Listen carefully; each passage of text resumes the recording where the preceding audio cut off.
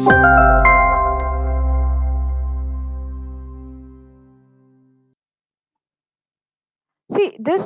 this class, we are not exactly telling you that, you know, mathematics way, but we are telling you how do you understand the data, whether it's something you can do with the, you know, time, how you can observe them, or how you can just the overview of how time related data sets could be, time forecasting could be done. So this is the observation. Okay, fine. So anybody, any question? If you don't have any question, we can move ahead and we will also discuss the questions. Remember, yesterday we have discussed about. Okay, so this is the autocorrelation plot. Autocorrelation, what we see over here, for each month, we are doing autocorrelation. So we see at initially, like I'm doing for each month, like this month I'm looking at previous month and then last month, then third last month. So what I see at the initial stage, it has a good correlation, but gradually it decreases. So we have anyway did not found any great pattern, right? For monthly thing, we have found for decade thing. Fine, let's just see for the month one. So we see, okay, this month, last month, second last month, till some month, I can see a pattern, but this after a huge lag, when I'm giving a very huge lag, then I don't see a pattern. So my correlation is, autocorrelation is decreasing. Okay, then now I am just observing this by doing a mean over here. For every date I have a mean value, like different. 1749 I have 134, 1750 I have 139. So I have for different years I did this, I got a mean, right? Now I am doing for,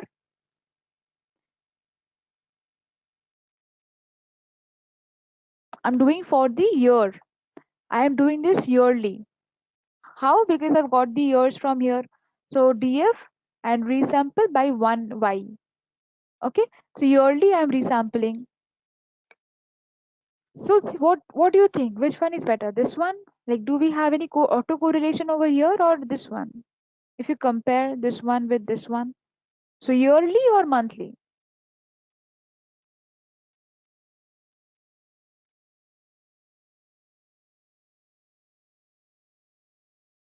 What is the answer? Yearly or monthly? Which one do you comparison? I'm not saying which is better. We can see some up downs over here. What does this mean? Better correlation or bad?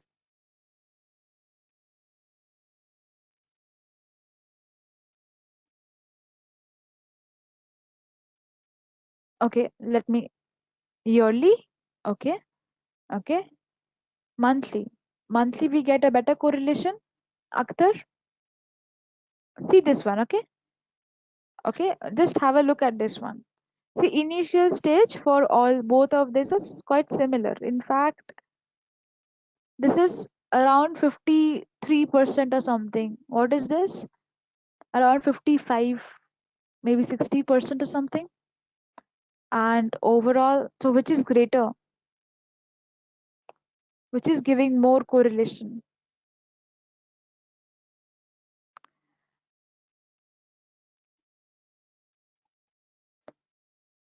This is less, no? Less correlation. Overall, this height also, look at the height, and here the height is also comparatively more. So it's yearly, because we have seen previously also, no, that monthly we are not getting that much of pattern, but we actually, so this is just a confirmation, okay, that yearly we are able to get more correlation. Ravi told yearly, so yearly is correct. So please tell me, Lakshmi, if it is, you have any doubt. Lakshmi and Akhtar. So we are able to understand what, why do we say yearly we have more correlation, because we can actually see the patterns. We actually see that the correlations are comparatively more in yearly than compared to seasonal. We have put true. So these are few parameters which are initially you won't be able to understand what will be the right parameter to give, but eventually, so why, that is why we are using auto arima. So even we are giving something, it will automatically figure out which is the best parameter. So you can do that. You can just get PM and PM dot auto arima to figure out the values itself. Fine. So now we are doing this entire, we are running this. I did the keyboard interrupt, which means I just interrupted. And if I keep doing this, it will take a huge time. Around for each iteration, it is taking around 1 minute of time in my machine. So we can execute this later on. It around 11 minutes supposed to take, or maybe more than that. Also, we have to see.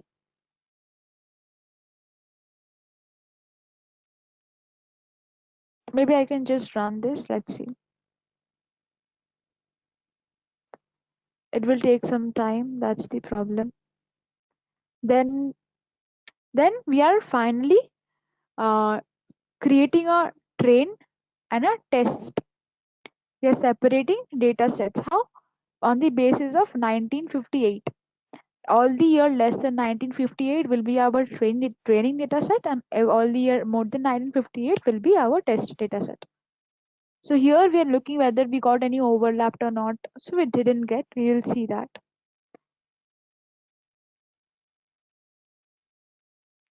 Okay. So till this is executing, let's just give it some time. Okay. Uh, because it will take some time. Let's talk about the previous questions also that I have given yesterday. We will just come back to here and look at the outputs and then discuss about this one. But let's talk about the previous day questions. Okay. So you have explored. You have did you do any research on previous day questions?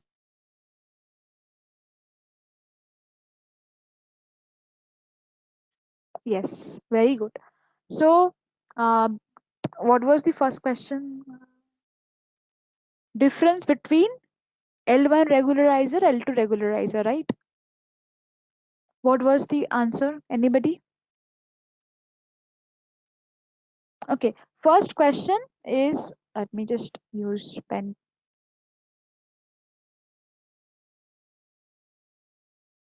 Okay. Penalty is the parameter where we are changing N1 and L2 in logistic regression, right? In the scikit-learn model. Okay. So why? How do you? How? Like, first of all, tell me significance of regularizer. Okay. Regularizer. Okay. Zer. Fine. Fine. Avoid overfitting. Overfitting. What am I writing?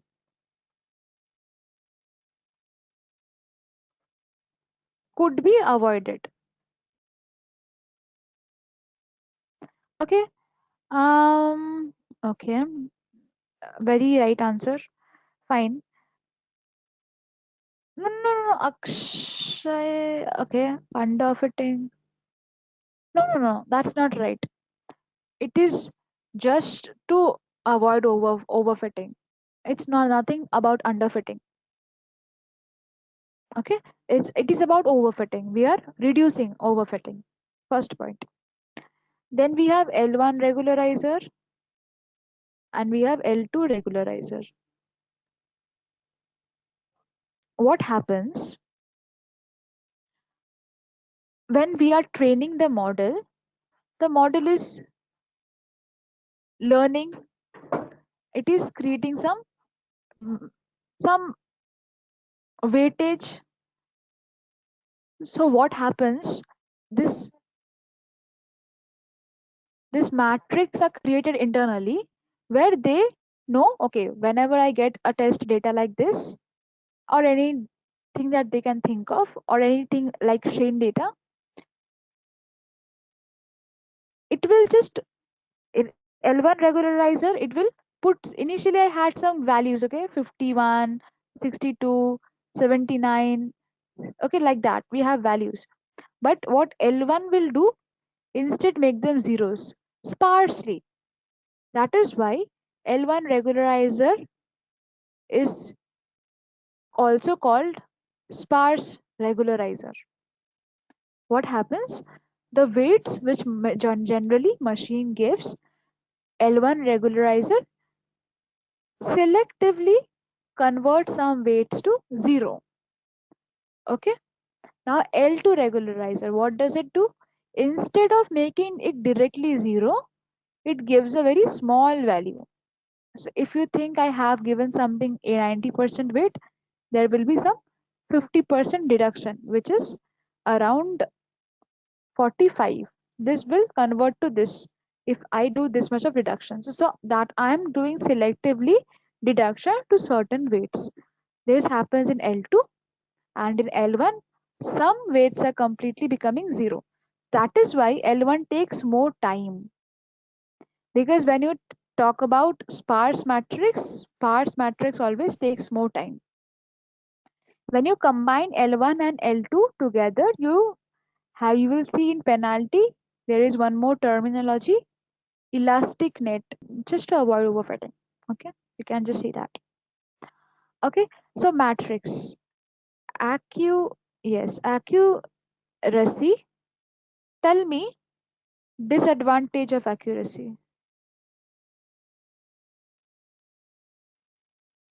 Who can tell me? First point.